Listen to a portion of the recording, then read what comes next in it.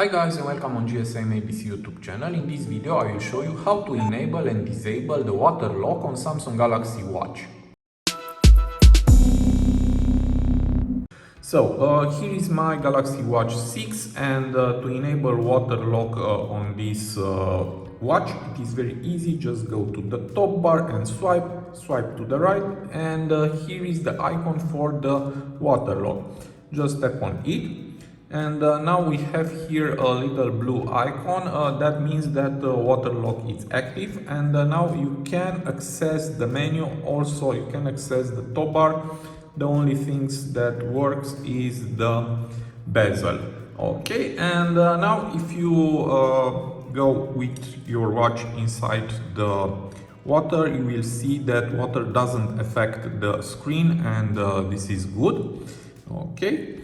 And to remove the water lock and also eject the water, just push it long on this button.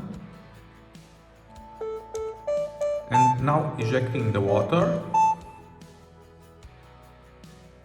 And now I will clean the watch.